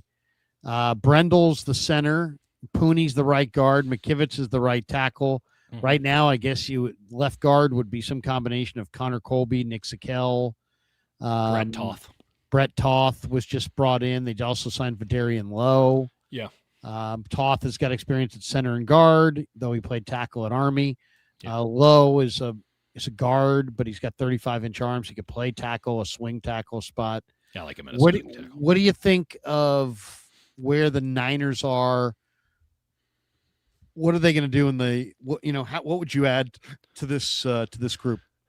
They're in a wonderful position to get somebody really impressive in this draft. Now, I firmly believe that you should not take a true guard in the first round because of let's call it the Tyler Linderbaum effect, which is their 5th-year option becomes a real problem because you're grading them against all offensive linemen. So that number becomes prohibitive. So unless you're getting a Quentin Nelson, it's not worth it, full stop, to take a true guard in the first round. But there are enough. It's not a class that has enough clear cut like true left tackles but it has enough tackles that you can slide to guard and enough right tackles particularly that are really good, that if you wanted to take somebody at 27, they can do sort of the 2 birds, 1 stone effect, have your cake and eat it too, of you can play them at left guard to start their career. And then when Trent's career is done, and I do expect resolution with Trent this week, when Trent's career is done, you can slide him out and you can play him at left tackle. And that's unbelievable. And the fact that you can get that at 27 because there's so many of those guys in this class is one of one. I think Proctor at 27 would be incredible for them. I'm a big Caden Proctor fan. If he didn't have 30 bad pounds on him, he wouldn't be anywhere near the 49ers, but he does. He may not get to him anyway. I mean, that's true. Tankathon has him going 23 to the Eagles. There's a big margin for error with this kind of stuff right now, but it does seem clear that he's going to be somewhere between 35 and 20 to me. I do not think he's a true lottery pick. I do think there's enough concerns about that weight, but he could be a really awesome guard in the short term. And I think that he has the physical traits to be an elite tackle in this league. I think the Niners are going to see it the same way too. I've told you before, the Niners are real sticklers about their offensive line grades. They will not overdraft a player. And very rarely, because of the fact that there's just no good offensive linemen generally in the NFL level or at the college level, because they just don't make them big in the world all that often. The Niners don't get the guys that they liked in the draft because they got drafted 50 picks earlier than the Niners thought they should have gotten picked, and they're not going to adjust for inflation here. But when we're talking about, I think two guys really stand out to me as viable options for them. First round, I think Caden Proctor would be perfect for him. I think Isaiah World in the second round would be really, there's a lot to really like there as that late second round pick, the Oregon kid. Obviously some questions. ACL. Yeah, he tore his ACL, but man, there's a reason that people thought he was a top 10 pick coming into the year. Now, he played himself out of that, to be fair. But, man, he's really good. And this is a great guard class. I'm not an Ioane guy at all, but I am an Emmanuel Pregnon man through and through. That guy's awesome. Chase Basantis is very, very good. I like Logan Jones out of Iowa quite a bit. And even if you get into day 2, day 3, I think there are some viable options there. On top of that, there's still a lot of good guards available in free agency, and I'm fascinated to find out what happens with a guy like Wyatt Teller. I'm not sure what he wants to do. I'm not sure what Joel Bitonio wants to do.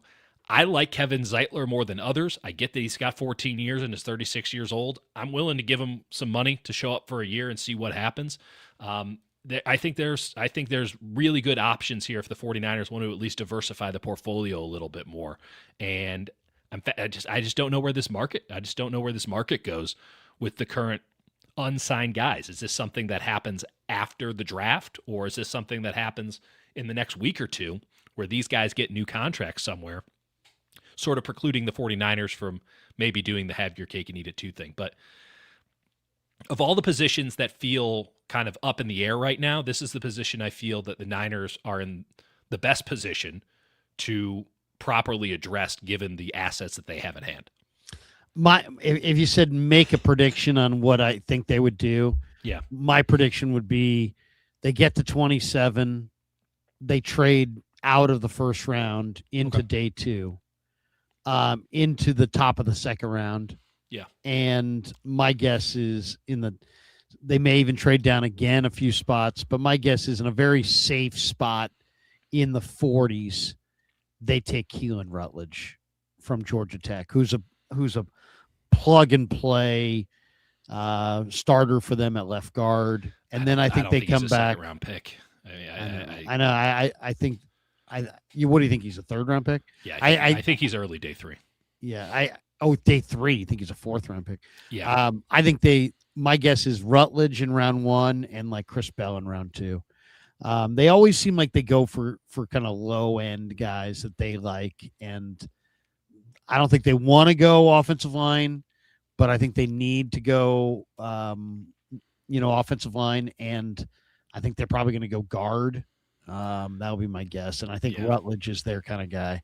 I love Pregnon too. I think Pregnon's a beast. I mean, I love Venga Owane. I definitely see the value in him. I just don't think he's worth a first round pick at all. Full stop. If you're taking him at 40, there's a different conversation. Now, to me, it's like there's value in some of these spots on the offensive line. The guys that I really like, I love Micah Morris, who had a great 10-yard split. He's a big kid. His film is not very good. He needs a lot of work, but he's got a great athleticism to him, and he's a big guy who's played in the SEC. I really like him day 3. Okay. And I really, really like the Oklahoma guard, Fabechi Owawu, who I think is a center. I think, God, I watched this kid. He's just so freaking strong. Yeah. And guys just fold off of, anybody across from him is just going down. He's just so strong. I love that guy. And I love Emil Wagner and JC Davis at tackle on day 3. And to me, I like these guys better than I like some of the offensive linemen early. I mean, I see what people see in some of these offensive linemen, including Proctor. I mean, God knows he's big. I kind of like Jennings Dunker as a guard, who I don't definitely as a guard. Yeah, definitely. I mean, I like him as a left guard. I don't know if he can project to tackle, but I don't know that that's important. I think he could be a plug and play player at left guard for the 49ers. So I don't know. I'll tell you a name that I really, really like, Lair, is Brian Parker, who I think can play all five. Very strong, very strong. I think that there's forgive me, I'm forgetting his name with Tampa, the guy that they drafted in the first round, who they've crossed. Who's a center at Duke. Yeah, Graham Barton. Barton, yeah. He's not Graham Barton. Graham Barton was surefire. This guy is not.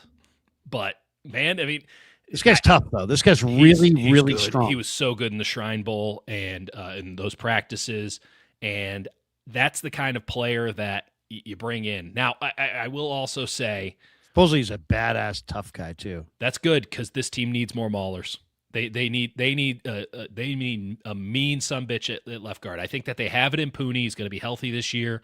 I think that operating on the premise of can you just hold the damn anchor is going to be big, and insulating Brendel in the same way that the Rams have insulated their offensive line, just getting maulers and looking at Seattle, understanding that teams that don't know what they're doing are just going to try to copy the champs and, try to cheat their way to success by just emulating what Seattle does. You need some dudes who got some serious punch. Maybe Connor Colby can do it. I was never a big Connor Colby guy. I know Zakelj can't do it. Maybe Brett Toth can do it. Maybe they bring back Ben Barch. Maybe they just have 5 guys in camp and they'll just figure it out on the fly. I will say I do like the Lowe signing. I think that he's a really nice prospect at swing tackle. A lot of people like that one. Long arms. I like long arms in a true tackle, and getting a swing tackle who, listen, you got to play him for a couple games. You're not going to die out there, right? Like Brock Purdy's not going to be killed because you have Vidarian Lowe at left tackle for a game or two. Now, if he's there every game, we might have a bigger issue. But game or two, I think you get Chris Forster with them. There's a couple things you can really clean up. I think that was a good signing and a really good discount signing. So they're doing good work on that front. They just have to figure out who their left guard is, and they cannot have this much of a wild card. They need at least to have somebody who looks like at least the standard bearer there that has to get the job taken from them. I don't feel comfortable saying it's Toth right now. I have heard people say it is Toth in that regard. That doesn't feel awesome. You and I can go for so long on so many things. So we'll save defense for next week. That sounds good. But because we're already way past our time. But the Niners have brought in on defense Osa Odigizua. Love it. They brought back Dre Greenlaw. They brought in Nate Hobbs. Yeah. And just, there's a lot of talk that they're going to go for Joey Bosa. Where are you with the 49ers and what they've done defensively? And is there a defensive free agent or draft choice that you are just like, man, they got to go get this guy? The guy that I really felt strongly about was the Texas linebacker. Just give me a second. Sorry, totally spaced. Anthony Hill. That ain't happening now. Unless he's somehow at the bottom of the second round and you can view him as even then, I just can't see it. So that was the guy I felt really strongly about. I've cooled a little bit on Zion Young. The bend doesn't really hold up to a deep scrutiny as it stands. So it wouldn't be a bad pick at 27, but I wouldn't feel like it's an inspired pick at 27. It'd be unbelievable in the second round. But at 27, it feels a little rich just from where I sit. I think that the name that we should be keeping an eye on is Akeem Mesidor out of Miami. And because he's ready to go right now. Ready to go, full-grown adult, 24 years old. That's not ideal, but hey, especially if you could trade back into get pick 33 or pick 34 or something and get him, my goodness, what a selection that would be. He's played all across the line, so you get that versatility. I just don't love the Joey Bosa idea. I've known Joey a long time. He's a great guy. He's a hell of a football player. He's put in a great shift. I still think he has something to offer. I don't think the Niners would be hurt by having Joey Bosa on their roster at all. You don't have a speed element, and you're great on first and second down with the roster that you have. You add Joey Bosa, and you feel even better about it. But you don't have anybody outside of Nick Bosa who's got a pass rush back, who can get home and off the snap, get into the backfield. Like you're betting on Osa to have a big pass rushing year from 3-tech, and then for Nick Bosa to come back looking like his full self, which after a third ACL, there has to be some incredulism to that. So you need somebody who can fire off the line, has the bend, probably a liability on first and second down as a run defender, but is just a quarterback killer. And it's a pretty good class for that, all things considered. Ironically, these are the guys that I oftentimes kind of fade, but there's some good ones. I mean, I'm not a big, again, in general, like I'm not a big R. Mason Thomas guy, but he would make a lot of sense for this team. Like he wouldn't make sense for this team if he needed to start, right? Because he doesn't hold up. I don't like him in the run game at all, but he does fire off the line, get around the edge, and get to the quarterback. And if you're just asking for someone to come in and kill it on third down for a year or two, like I think he can do it. There's a bunch of guys like that. Joshua Josephs at Tennessee, same sort of thing. Yeah, very athletic, a little on the light side, but he is a great pass rusher. And that's what I'm saying, kind of that ilk, right? Yeah. Maybe a Hassan Reddick is a free agent. The guy that I really like, now you got to remember Raheem Morris is going to be making this pick. And, these are Raheem Morris's guys now. And I think he's probably looking for his Jared Verse. And the guy that kind of reminds me of Jared Verse is Gabe Yakus. Yeah. Who's 6'3". He's a legit 270. He was on the Bruce Feldman freaks list. Because he is a freak athlete for sure. And not only that, he was a state champion and an all-state wrestler. And just the combination of that wrestling background, he's not a bad guy, he's a good guy. Yep. And I think they're going to be looking for somebody that they could be like, we want Jared Verse. And I think they're going to see Jared Verse and Gabe Yakus. I think they could take him at 27, but I also think they could trade down and probably get him in the second round. So I think that's a good call. Also, another name to keep in mind in free agency, like a DJ Wanham, is kind of just a speed rusher on the outside. They need a Bryce Huff type. They need a D Ford type. They need a Samson Ebukam type. Like they need what they thought they were getting from Leonard Floyd, but of course Leonard Floyd was never going to give them. They need that third down. Nick Bosa goes to 5-tech. Mikel goes to 3. Osa's at 1. Who's the 9? Who's the opposite 9? Who's going to get that sort of free release to the quarterback off the way out their edge, and who's going to get home? And who has the kind of moves to beat a tackle when they're out on an island? And it'd be nice to say, hey, that's Bosa, but okay, well then who's playing 5 technique for you on the other side? Or really, it's more like a 7 because you split it out even wider. Like who's in that? Is that going to be your Keon White there? And now, or do you expect Mikel to be able to do that with Keon at 3? Like you have some interesting options. And if you were running a defense that was more Seattle-minded, which is just collapse the pocket as a collective, that's one thing. But you're still running the wide 9, which means that you're setting it up for the star on the way outside. And I thought Huff did a good job in that in the very limited snaps that we saw this season where the 49ers were able to get into that, they like to call it a NASCAR package. They have a lot of great personnel for this NASCAR package, but they're missing that second true pass rusher. They have a lot of good defensive linemen, but they only have one really good pass rusher. Let's hit our supers and then we'll bolt for the door. We've got this one from Propa. If you sign these old guys, why not push for a big fish like Crosby or Jalen Carter? I like the off season so far, but those guys take you to a different level. Well, Carter, basically you got Odigizua. Odigizua is, you don't need Jalen Carter anymore. You've got your interior rusher. As far as Crosby goes, I don't know that the Niners, were ever going to be able. I mean, they were never going to have 2 number 1s to trade. They just weren't. That price tag was too exorbitant. They made it very clear that they were not interested in 27 or anything else for Crosby, because it's so funny. Everyone pretends as if it's just so funny. no one disagreed that Max Crosby should have pulled a nice return, right? But I got, let's call it 7 or 8 texts the second that Crosby goes down. And a couple of them are like, whoa, you see this? And then 3 or 4 of them were from people who'd be like, the response was pretty much to a T. Good luck with that. Because nobody has harder miles. The guy doesn't come off the field. He's grounded down to the bone.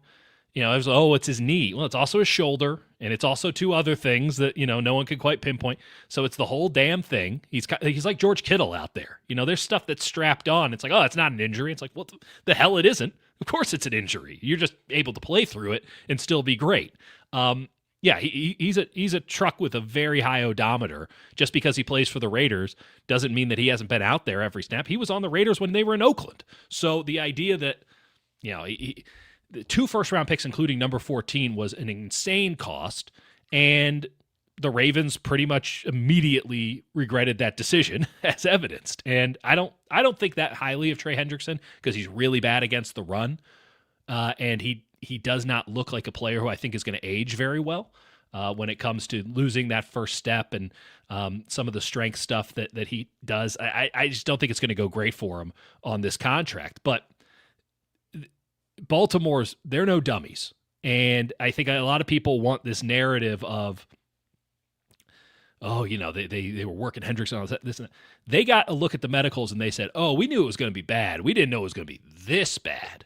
And they got the Cowboys doctor in on it, and everyone's like, holy shit, what's going on here? So, yeah, it was probably a bit sketchy for them to back out of it, but I don't think anyone's going back in. And the Raiders are sure as hell not getting whatever they need out of this, to the point where he's going to stay there. He's got to stay there. He's going to wind up staying there probably till the trade deadline. He probably gets traded for like a late 2nd round pick at the trade deadline.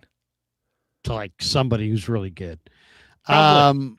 We got this one. Tales from the Head. 9359 became a YouTube member, which is awesome. Right. Congratulations there. We have this one. JC New York 49er. No matter what, the 26 moves are better than Luke Farrell leading our free agent class. At this point, I'm in on the Bosa brothers. Osa, Mikel, NASCAR Mikel. package. Agree. Well, I'll say this. I do think that Joey Bosa is uniquely qualified to be able to give you some pretty good play against the run, even though some of the numbers said he missed some tackles this year. But I think he's one of the very few guys that could actually play 1st and 2nd down at defensive end and then still be able to give you a little burst off the edge on 3rd down. So I think he has good value. And if they can afford him, I think it probably makes sense. I think this is the right time to bring him in. That's how I see him right now. I get it. I just, again, maybe this is entirely dependent on how much of Keon White's ankle little baby shot, which is a wonderful sentence. Like, if Keon White isn't going to do anything for you this year, then Joey Bosa makes all the sense in the world. But I thought Keon White was a hell of a pickup for them. Yeah. Oh, yeah. And between him and Mikel, I feel very good about strong side defensive end. I don't feel great about weak side defensive end, and Joey Bosa ain't helping you there. So, just a thing. I mean, maybe you move a pick for Jonathan Greenard. Maybe you move a pick for Kayvon Thibodeau. I mean, there are other options out there, and there's a bunch of rushers in this draft of varying sizes. I think they'll grab at least one, probably a couple. For sure. We have Michael who says Connecticut quarterback Joe Fano, 6'2", 225, 28 touchdowns, 1 pick. He's pretty athletic, actually. I saw him run at the combine. Yeah, pretty athletic guy for sure. I like the UConn running back, but apparently he's going to Michigan State. Oh, really? Anthony Catania in the house. Hey, Anthony, of course, Sharp Corner, sports cards, and collectibles. You said another amazing show. Hope you both are doing well. This 49er team is looking strong. Just need a stud left guard / center and an edge rusher. And they're in a position to get them. That's the cool part. And this is why it's so funny. This is why you do free agency, because you had all these needs, and no, they're not solved long term, but you threw some money at the problem, and in the short term, you have some competence in positions where you needed competent players. And now you can go into the draft and truly take the best of it. You're not desperate. You're not stretching. So this is, the 49ers make more money than anybody. So maybe the Cowboys make more money, but, who the hell knows what's going on over there? Like, they make money hand over fist. Let the boys use the money. They're not always going to get it right. They're probably going to get it wrong more often than not. But when they get it right, it makes your team markedly better for a year. You're not building the whole damn thing through free agency. You're patching holes. You're getting a handyman to get the job done. I mean, Lynch said it. He said, hey, look, our approach is going to be targeted in free agency, and that's the right approach in free 100%. agency. You should always be kind of targeted. Big Phil says, best live content, money well spent, need ammo from you against a Cowboy fan, LOL. I will say the Cowboys' defensive line is fascinating now. I'm very the Cowboys curious. are like what you do. If your roster's not going well, just follow Dallas around, because Dallas is like, some teams are like, they're 3 steps ahead. Dallas is like 3 steps behind. They were trying to move Micah Parsons. They did. They wound up taking Kenny Clark and picks because that's what they could get that they thought was valuable.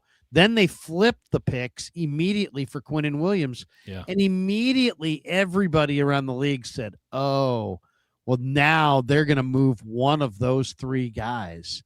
And then Osa actually outplayed Kenny Clark and Quinnen Williams. Yeah, but then they switched schemes, and it was a whole thing there. Yeah, but I mean, but then they moved the 27-year-old pass rusher for, I think Kenny Clark's already played his best ball. Quinnen, on the other hand, is a really good player, but good. The Niners got a very good player in his prime who's healthy. Fits their system to a T, by the way. Yeah. And their system is not as prevalent as it was, right? The Niners 2019, everyone's like, oh, we're doing wide 9. And then everyone's like, wide 9 is hard as hell. Like, we're not doing this anymore. And in fact, I have often said maybe the Niners shouldn't be doing wide 9 anymore. But they're probably going to do less of it this year. They'll probably do something. No, they are set on wide 9, baby. They are ready to go. Though, but they're going to go a lot more 5-man fronts. You're going to see some different configurations. Sure. I think 5-man front stuff's going to be interesting. Floyd comes back, believe it or not. He seems like everywhere Morris goes, he shows up, and he plays well for Morris. There's something to be said there. That would be interesting. JC, if they go C. Johnson, Rutledge, round 1, round 2, how we feel? Chris Johnson, the San Diego State corner. I do love Chris Johnson. He's so damn good. Yeah, he's very solid. Chris Johnson does everything well. Tackles well, really good player, really solid. I think Chris Johnson's a very safe corner. But I'll tell you the guy that the more I watch this guy, the more I really like him. He's smaller than Chris Johnson. But I like Keith Abney from ASU. Oh, I can't buy in on Abney right now. Feisty, man. He is a feisty, tough-minded corner. Yeah. I really like him, and I love Miles Rouser, and they're in that same secondary together. Mm-hmm. I like Rouser more than I like Abney. A lot of people have been texting me about Abney, like, oh, you got to check out it. And I'm yet to see what they're seeing. I don't think he's bad. He's got a little bit. To me, Abney reminds me a little bit of he's got a little bit of that Steve Smith to him. He's just nasty. Yeah. Just really tough. Just really tough kid.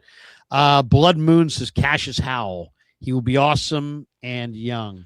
Is he saying Zion Young, or is he saying No, Cassius I think Howell? He's just saying he's a younger player, which is not a guarantee in the NFL draft anymore. Some people love Cassius Howell. A lot of people don't. I do. I count me in the don't category. He was very productive in the SEC, but the short arm thing is a concern. I will say, again, we are now operating on preference versus need.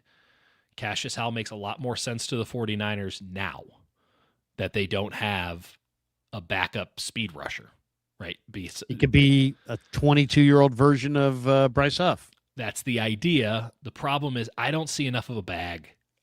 He's kind of got one hump move, and he's 249 pounds. He's got a great first step. I'm not going to dispute that. I can't take him in the first. He's not a first-round player to me, and if you're taking him at 40, we're having a different conversation. And maybe that's nitpicking. And 27 and 40, what's the real difference, Dieter? Fair enough. I can't buy it. I can't buy it. And I don't like TJ Parker either, while we're at it. Yeah, TJ Parker, Mayoko was throwing him out there. There's a lot of issues with these guys. I mean, Arvell Reese to me is just a stud. He's an unbelievable player. He's so good that I'm actually not sure if it works out. Because I think so good. He's going to end up on the Jets or something, and they're not going to know what to do with him because he can play every position and all of it. He's so good. To me, he looks like Will Anderson. I mean, he just looks really, really awesome. Bain, I think, is going to be really good. Parker, I don't believe in. I just think there's some bad weight there.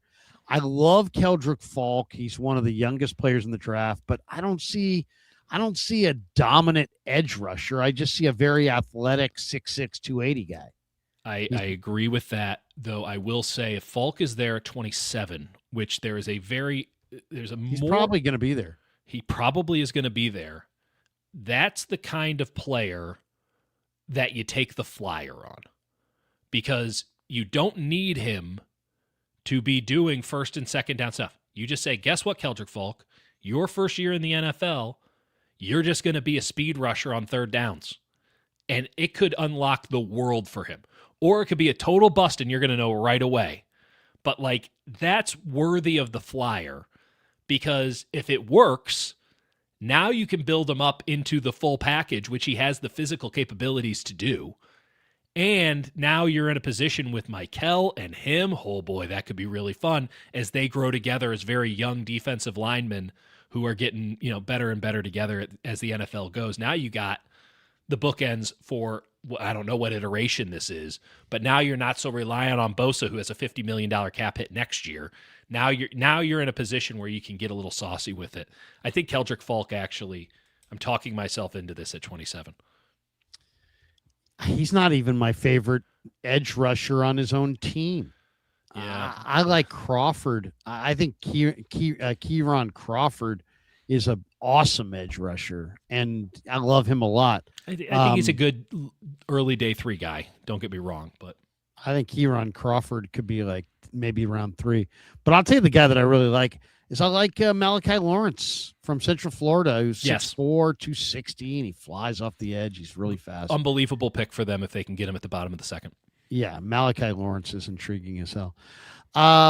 Okay, that's going to do it for us. We're not going to be able to get through the entire defense because we just don't. I had to name 242 guys. We have this one from Ian Sharp. Think they will trade someone during the draft? Yes, I guarantee you they'll trade someone during the draft. Be careful there, Larry. I absolutely do believe that for sure. And then Harry Johnson says, I still believe Jennings comes back on a 1-year deal for $8 million. Oh, I do not. I think that they I think that they're out of the Juwan Jennings business. Yeah. Believe me, they want to be out of the business too, because that's why they keep signing these guys up front, because they don't want, they know there's potential for lingering thoughts. They're trying to put it to bed that they're going in a different direction. What does it say? Interstellar Dreaming. Interstellar Dreaming.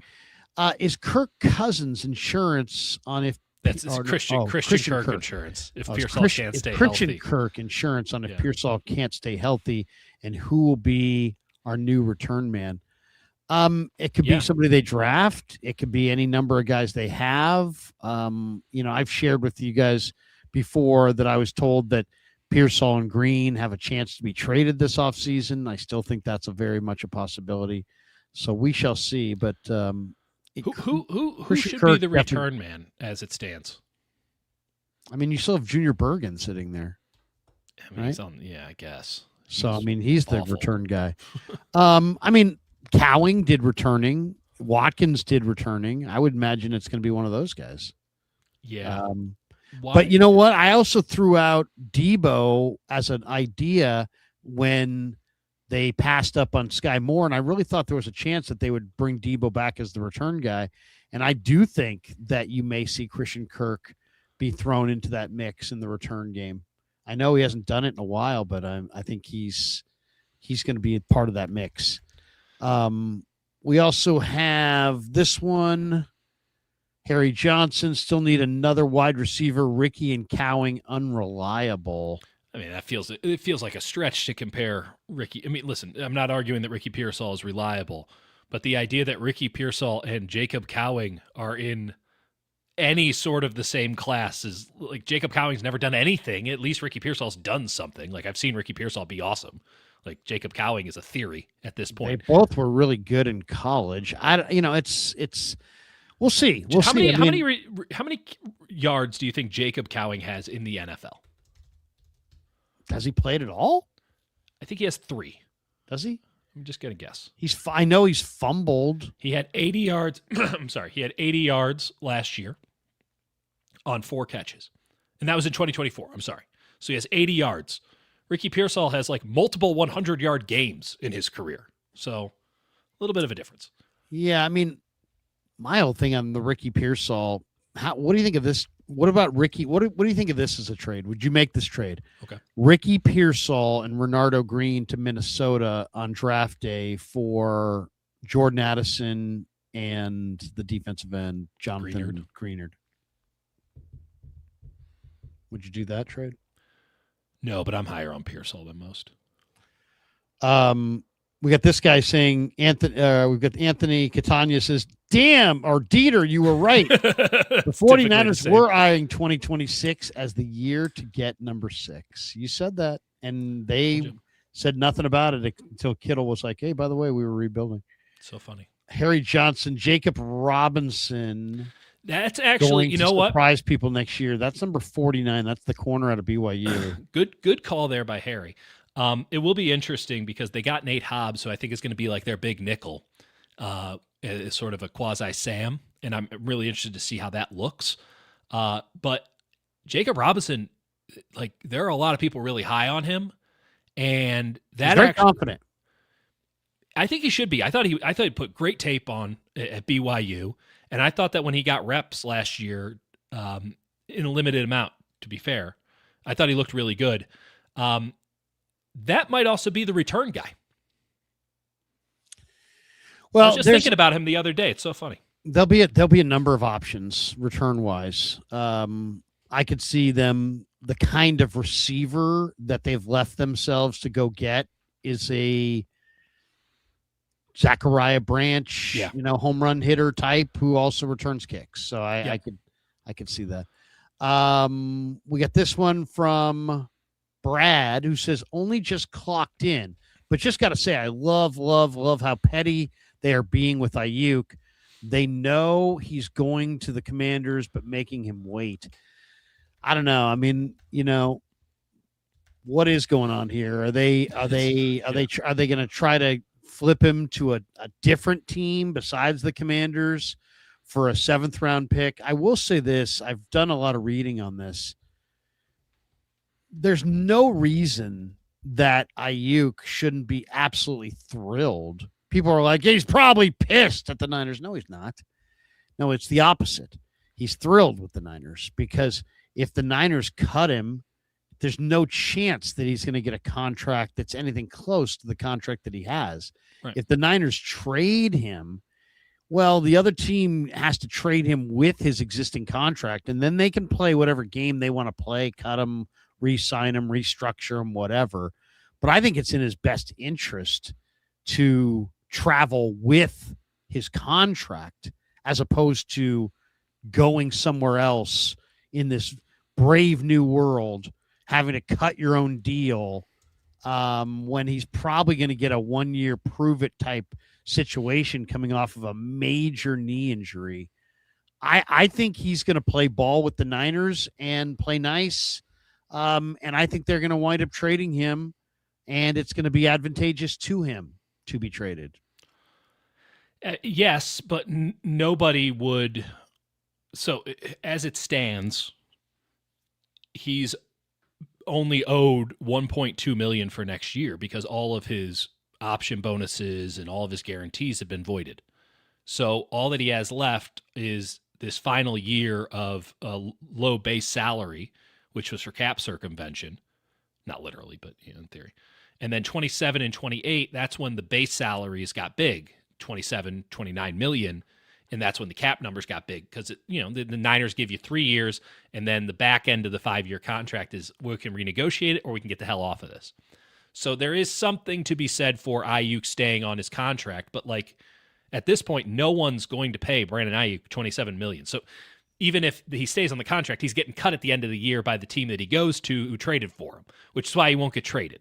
But the thing is that he could potentially get traded because there could be multiple teams that want him, and there could be some gamesmanship that I agree he's probably going to get his deal ripped up by anybody who trades for his contract will be ripping up the contract, but you could trade him as a way to jump the line for him.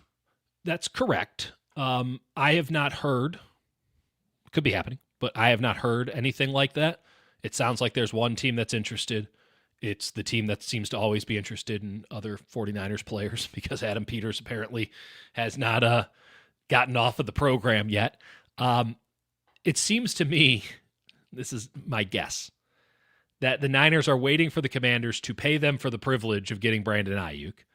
And if not, they will literally post-June 1 cut him. So you can designate 2 guys to be post-June 1 cut. They can still do that, I believe. I actually need to get into the CBA on that one. But you can designate guys to be a post-June 1 cut, and then they're on the books, and then they're not on the books post. Or they could just wait until like after June 1 to cut him, and that's a pretty petty way of doing it, but it costs them nothing. They still get all the benefits of having cut him now. And again, he's not showing up to work, so it's not like they have to worry about him coming in and making a scene. So it does seem to me as if they're being petty on the back end, and I know that is good fodder for some as, this is, so little of the 49ers. Like, they have nothing to lose. It makes you wonder, since these two sides get along, right? And this care being about the Commanders? Well, Adam Peters and John Lynch, Adam Peters and Kyle Shanahan. Yeah. They're not just, well, I don't know about that part, but yeah. They don't just, they're friends. These guys are all friends. They all get along. I bring this up because there has been some speculation that maybe the Niners would ask for a Luke McCaffrey coming back. Now, before you scoff at that and just be like, well, why? Come on, why? That's not, that they wouldn't do that. Why the hell would they do that? Well, first of all, you only have 5 wide receivers on a team, typically. You might have 6, all right? They right now have Terry McLaurin. They picked up Treylon Burks. They want to pick up Ayuk. That's 3. Do they still have Burks? Did they sign Burks? Yeah. He's a straight free agent. They have Jalen Lane from Vautech, who runs really well. Yeah. Okay. Yeah. They just signed today or yesterday De'Ami Brown and Van Jefferson. Shocker. And you still have Nick Nash, Jacoby Jones, and Ja'Cory Brooks. My point is they have a lot of receivers. Yeah. So they could easily say, hey, you know what? We'll throw you Luke McCaffrey if you throw us Ayuk in a pick. I don't know. Or I don't know. I mean, I have no idea where the value. Ayuk is the better player, but McCaffrey's the cheaper, healthier player, and who knows how that all could work out. But to me, when you're looking at McLaurin, Burks, Ayuk, Van Jefferson, De'Ami Brown, Jalen Lane, that's 6 receivers right there. You know, that doesn't include the 3 other guys they have on their roster. So they have 9 receivers on the roster without Luke McCaffrey. So I don't think, and Luke McCaffrey is, I mean, what did he do last year? I don't know. No, he was their number 1 receiver for like a 3-week stretch last year. He was? Well, they were so injured. But I mean, I think he's probably gettable. My guess is that they might give him up. You know, they know that Christian and him are brothers, and that would be very popular here for the Niners. They want to get Daniels with Ayuk badly. Oh, and I think that's the big thing. Poorly kept secret. I think that they don't have enough. They're going to wind up cutting. I mean, they're going to cut somebody. I mean, look at it this way: if they want Ayuk, you've got Ayuk, McLaurin, Treylon Burks. Those are 3. You just added Van Jefferson and De'Ami Brown the other day. Yeah, so but usually the guys De'Ami Brown is not like guaranteed a roster spot. No, but I mean, you just signed Van Jefferson's generally the two guys that you just signed are guys that you want. Yeah. My point is just that it wouldn't be preposterous to think that Ayuk and a pick for McCaffrey might be more palatable and maybe a better way to spin it to the faithful than our failed number one is now and receivers now going to go catch passes from Jaden Daniels. I don't know.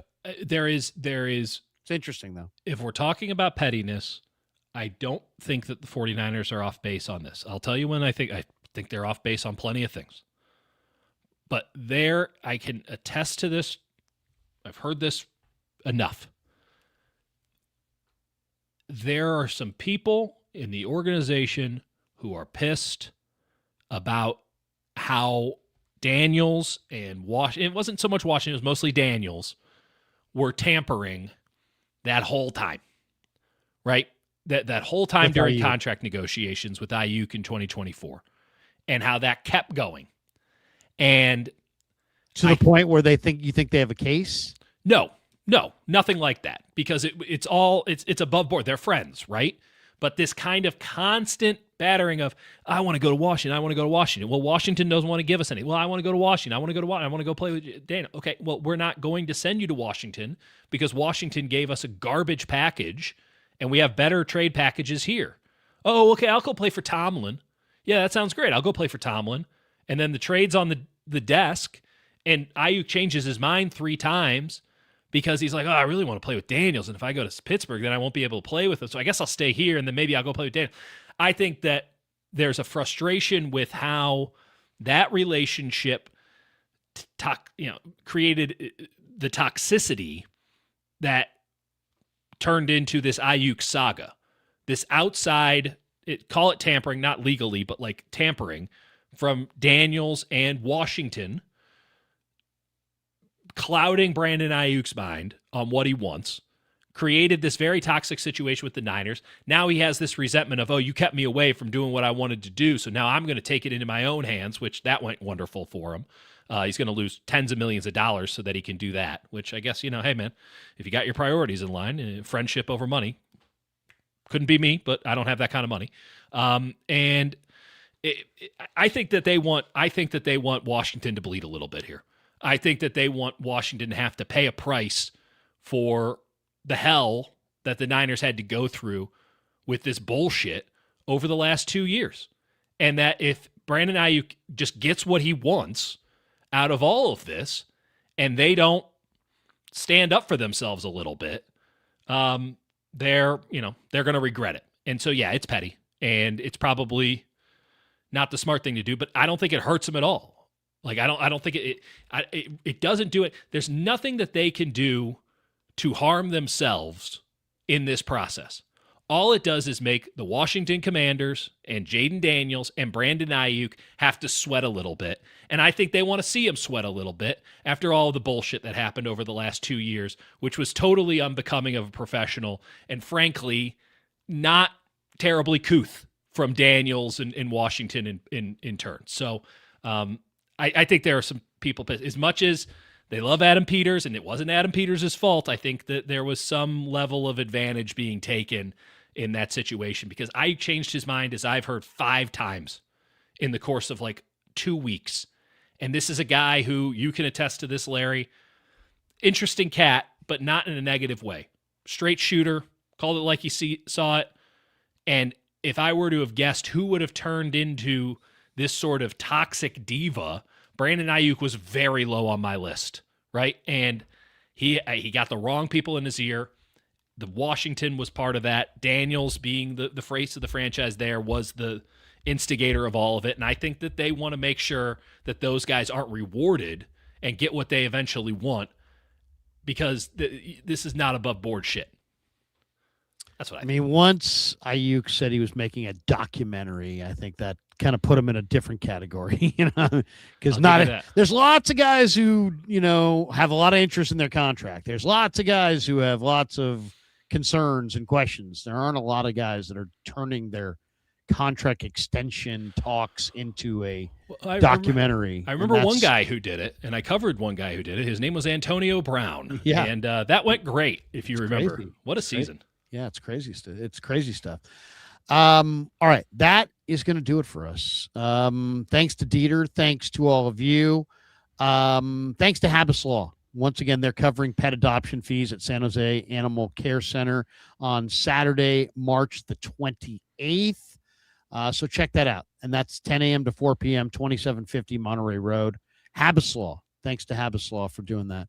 Thanks to Alomar Marina. Check them out, 5999 Garden Highway up in Sacramento. Float on the Sacramento River as you dine. Novato Chevrolet. Thanks to Novato Chevrolet.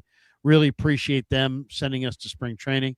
Thanks to Anthony Catania and our good friends at Sharp Corner Sports Cards and Collectibles. They're at 205 Cypress Avenue in Pacific Grove, California, on the Monterey Peninsula. Give Anthony a call. He's at 831-521-5264.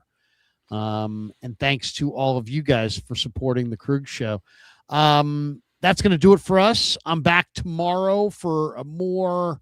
We'll be back tomorrow at 6 o'clock on KMBR for Little Niners Nightly. We'll react to any videos with any signings that are forthcoming or deals of any kind. But Dieter, I'll give you the final word. Always great. Tell people once again, if they want the draft guide, how can they go get it? The Dieter and Hutch Show. Become a member, become an official sicko, and we will send it to you. I also, for all the sickos out there, just got some stickers. I'm going to be sending. What is that? I got stickers. Stickers of what is that? This is our mascot, Sicko. It's a little sicko guy. We've had the mascot, little football helmet, little old school football man with a gold tooth. It's our mascot. My great friend Sam made that up for us a couple of years ago, and we've kept that. I have a huge flag of it behind my head, in fact. You will never be able to make that out, and I don't want to zoom in on it at all. The true sickos know that Sicko, again, our little mascot friend, is that's a sign. So if you're out in the wild, you ever see Sicko, no. That person has too much time on their hands and watches Dieter and Hutch. So if anyone comes over from the Dieter and Hutch channel to watch us, if you're a Seek Help Sicko, as we like to call them, the top tier, let it be known a sticker is coming your way, and I will be getting your address and doxing you. No, I'm sorry, just sending you a sticker. But, so we got all that going on. Come over to the channel. We're going to be talking tomorrow and breaking stuff down. Tuesdays, Thursdays, probably get even more as we get closer and closer to the draft, and then a whole smorgasbord of draft takes for your perusal on the internet.